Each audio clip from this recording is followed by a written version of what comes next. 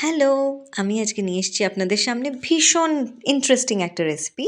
এটা কিন্তু একটা ওয়েট লস রেসিপি আর এটা খেতেও দারুণ হয় আর ভীষণ হেলদি। চলুন তাহলে রেসিপিটা শুরু করা যাক।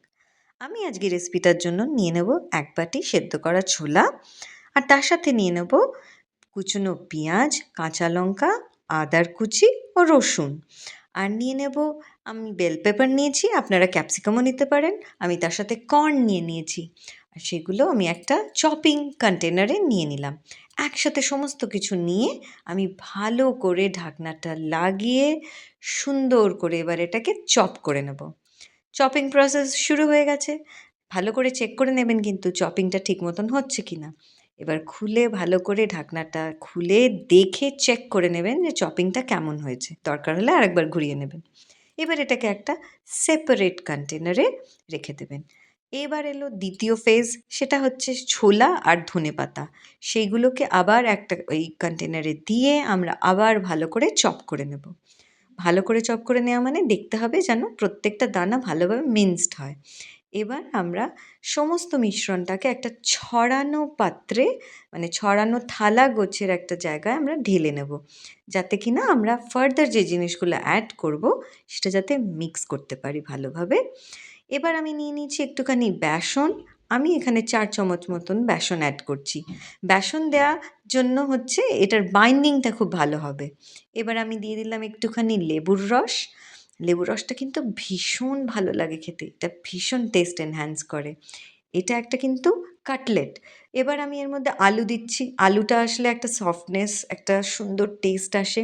আর আমি একটু টমেটো নিয়ে নিয়েছি। টমেটোটা কিন্তু টোটালি অপশনাল। আপনাদের ইচ্ছে হলে দেবেন, নাহলে দেবেন না। আমি একটু নুন নিয়ে নিলাম।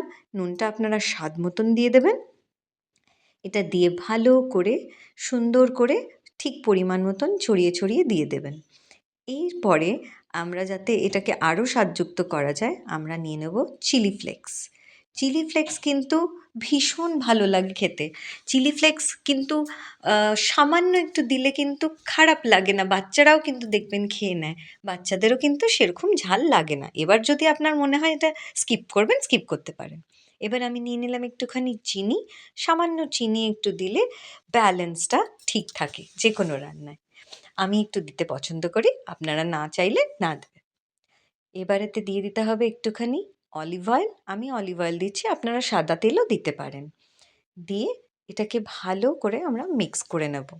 তার আগে আমি একটুখানি পাউরুটি অ্যাড করলাম। আমি দেখলাম যে টমেটোটার থেকে একটু জল ছাড়ছে, তাই আমি একটু পাউরুটির টুকরো করে কুচি করে ওতে মিশিয়ে নিলাম। তাহলে কী হবে, এক্সেস ওয়াটারটাকে অ্যাবজর্ব করে নেবে। এবার আমি সুন্দর করে ভালো করে এগুলোকে চটকে একটা সুন্দর ডো বানিয়ে নেব। এবার দেখুন বানিয়ে নিয়েছি, কি সুন্দর লাগছে দেখতে। আর পাশে আমি নিয়ে নিয়েছি ব্রেড ক্রাম্বস। এটা কিন্তু আমার বাড়িতে তৈরি করা। আমি পাউরুটি নিয়ে নিয়েছিলাম, নিয়ে ওগুলোকে ভালো করে রোস্ট করে জাস্ট মিক্সারে ঘুরিয়ে নিয়েছি আর সুন্দর ব্রেড ক্রাম্বস তৈরি হয়ে গেল।